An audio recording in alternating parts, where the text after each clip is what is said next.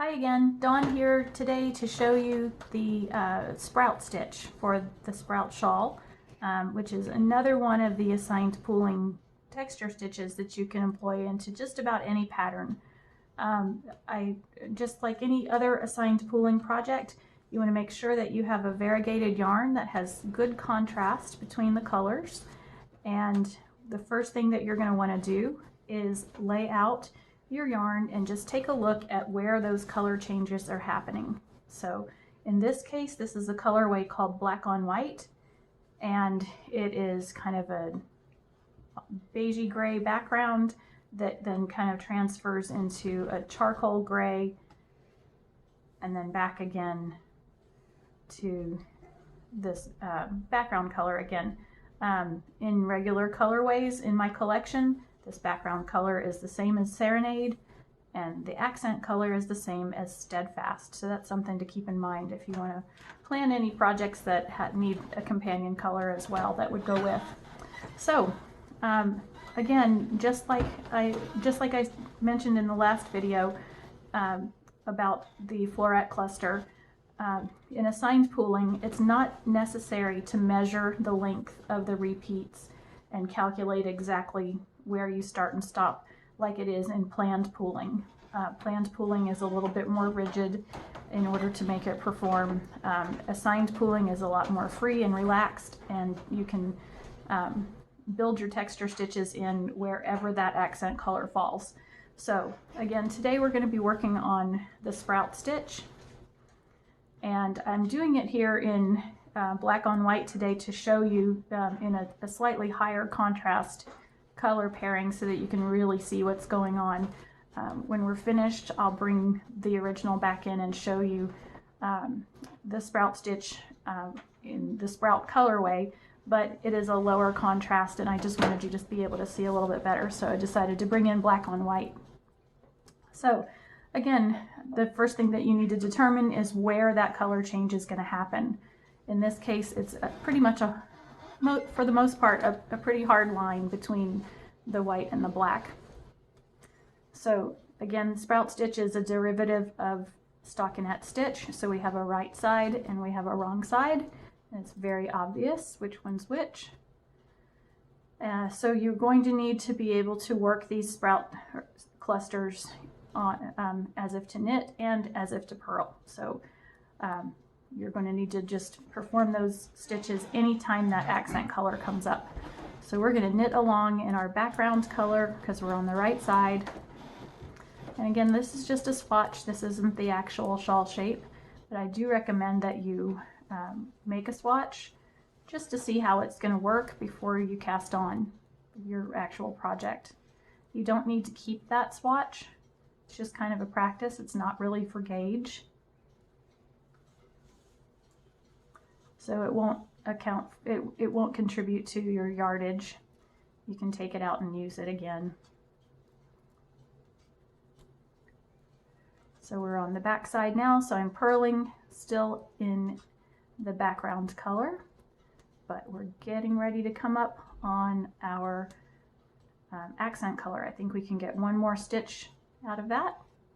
Okay, so now we're to our accent color. So to perform a Sprout Stich from the purl side, since we're on the back, we're going to insert our right hand needle under 3 stitches as if to purl 3 together. And we're going to purl and not slide off, yarn over, and purl. So we purled 3 together but we built in 3 new stitches. So our net increase is 0. We didn't add or subtract any stitches. And we've made 1 sprout cluster. Now, this is where things are a little bit different with the Sprout Stich than it is for the floret cluster stitch in the float and calico shawls. With this one, we don't have to turn our work over and build an entire cluster before we move on. So we are just going to continue to work this little sprout pattern until our accent color runs out. So in a lot of ways, this is a much easier stitch to do than the floret cluster. So again, we're going to purl 3 together, yarn over, and purl 3 together. We just happen to have 3 stitches left. We still have our accent color running, so we're going to purl 3 together, yarn over, and purl 3 together. Okay, now we're going to turn our work over. We're still in our accent color, so we could work another cluster right on top of those same 3 stitches, but I tend to like the way they look a little bit better when they're staggered. So what I'm going to do is just go ahead and knit that first stitch, even though we're still in our accent color. And now we're going to take the 2 stitches from this last cluster and this 1 stitch from the next cluster and knit those 3 together. So again, we're on the right side, so we're going to perform this cluster stitch as if to knit. So we're going to knit, yarn over, knit. Okay, there's another cluster made. Now we still are working on our accent color, so we're going to continue in that manner. This is 2 stitches left over from the last row of clusters. So we have 1, 2, 3. I'm going to take the first stitch from that next set, and we're going to knit those 3 together, yarn over, and knit those 3 together again.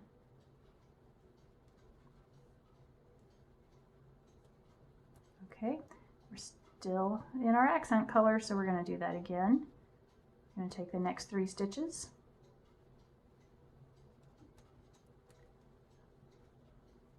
they can be a little bit tight because you're working multiple stitches into multiple stitches, but we're going to knit, yarn over, and knit. Okay, and we're still in our accent color, so we're going to do that again. I'm going to knit 3 together. We're back into the background color though, on the stitches that are facing us. We're going to knit, yarn over, knit into those same 3 stitches. All right, now we've pretty much finished up our accent color, so now we're just going to continue in plain knitting because remember, we're on the right side of the fabric.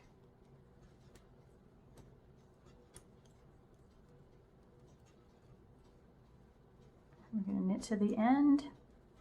Again, this is just a swatch. If you are actually making the Sprout shawl or any other shawl shape that you are applying this to, or even sweater shape, you would follow the shaping directions for your project.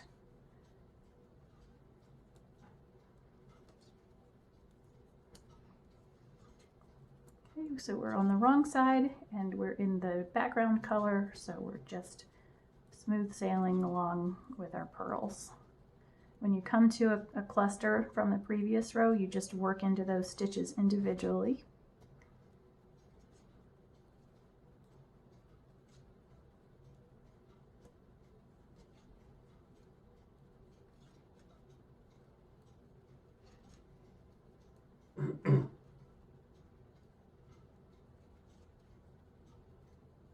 I've been asked a lot if assigned pooling is a beginner-friendly project, and I would say yes, as long as you know how to knit and purl, yarn over. You would need to be able to make simple increases and decreases, and you would need to understand the concept of right side and wrong side, and also how to work multiple stitches into multiple stitches. So it might be maybe an advanced beginner, almost intermediate knitter that could do this, but any knitter could learn some new skills with this concept.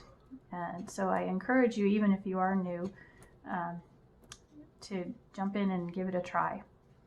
So we're back on the right side again. We're still working in our background color, so we're just going to be knitting.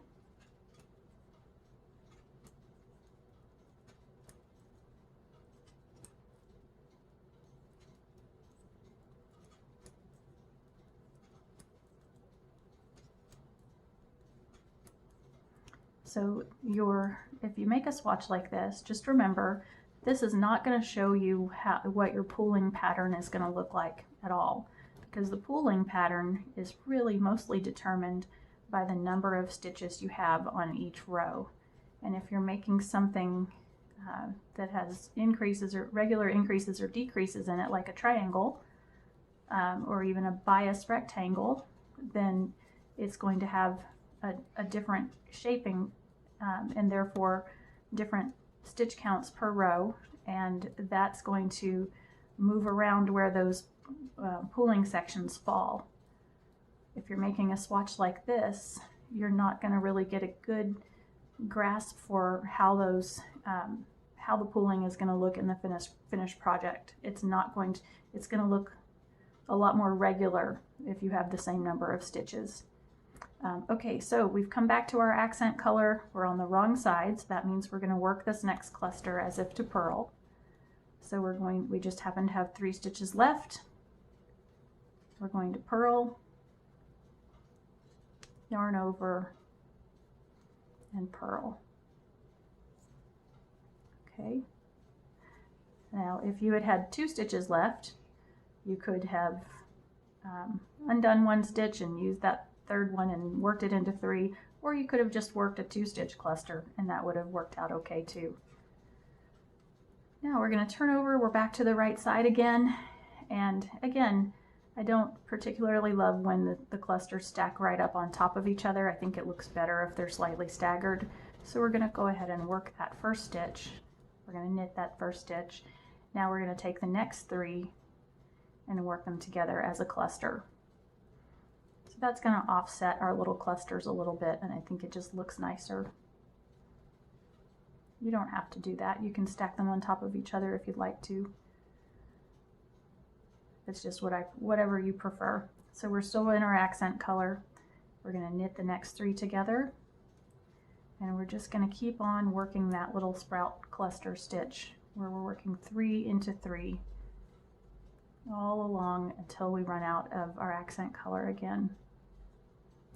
Now another difference between this and the floret cluster is with the floret cluster we have elongated stitches to work into. So you'll notice that this looks and feels a lot tighter when you're working into it, and that's okay. You just sometimes you have to kind of wiggle and push a little bit more to get all of those stitches in.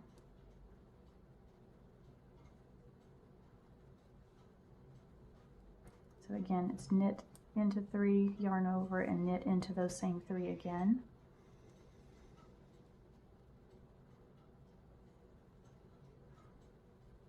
And you just continue doing that until you run out of your accent color.